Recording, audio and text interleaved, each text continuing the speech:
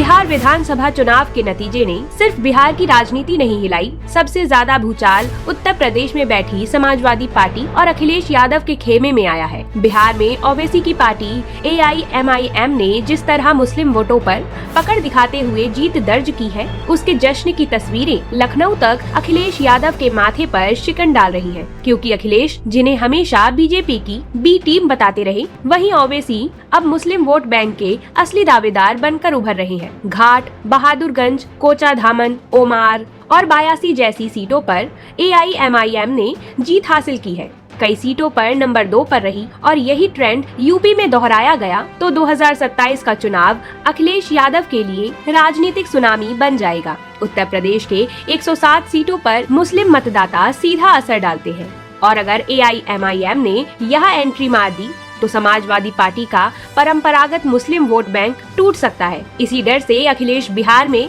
बिना कैंडिडेट के 25 रैलियां कराई। मकसद महागठबंधन को फायदा नहीं बल्कि ओवैसी को रोकना था, लेकिन नतीजे साफ बता रहे हैं कि वो इस मिशन में नाकाम रहे और अब उन्हें वही 2017 वाली स्थिति डराने लगी है, जब बीजेपी ने उन सीटों पर जीत दर्ज की थी जहां मुस्लिम आबादी बड़ी संख्या में थी और इसी परफॉर्मेंस ने योगी सरकार की नींव रखी। दूसरी तरफ NDA की बिहार में बम्पर जीत ने बीजेपी को नई ऊर्जा दी है। अब उनका अगला बड़ा निशाना स्पष्ट है, उत्तर प्रदेश 2027।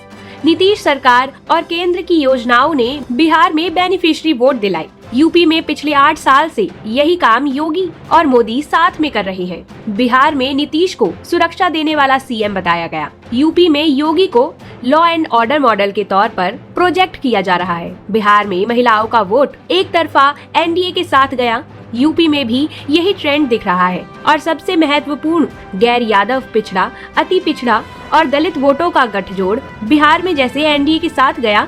समाजवादी पार्टी को डर है कि वही गठजोड़ अभी यूपी में भी उनके खिलाफ खड़ा हो सकता है। उधर बीजेपी नेताओं का साफ संदेश है, अहंकार का अंत जनता करती है। बिहार में जनता ने कर दिखाया, यूपी में भी 2027 में जनता जवाब देने के लिए तैयार बैठी है और यह बात अखिलेश के विरोधियों से लेकर राजनीतिक विशेषज्ञों तक सब एक सुर में कह रहे हैं कि अगर अखिलेश ने रणनीति नहीं बदली तो उन्हें 2027 से पहले सैफई रिटायरमेंट प्लान बनाना चाहिए, क्योंकि 2027 में जनता उन्हें खुद भेज देगी। योगी का मॉडल मजबूत है, बीजेपी की पकड़ मजबूत है, AIMIM की एंट्री नया खतरा है और यही तीनों मिलकर 2027 के चुनाव को अखिलेश यादव के लिए अब तक का सबसे बड़ा संकट बन चुका है। इसी बीच यह खबर भी सामने आई है कि 2027 यूपी चुनाव में चंद्रशेखर और मायावती भी विपक्ष के साथ मिलकर इस बार खेला करेंगे और बीजेपी को मात देंगे। अब देखना बड़ा दिलचस्प होगा कि कौन सी पार्टी यूपी की जीत हासिल करेगी और जनता किसको बनाएगी यूपी का नया CM। आपकी इस मुद्दे पर क्या राय है, हमें कमेंट बॉक्स में लिखकर जरूर बताएं।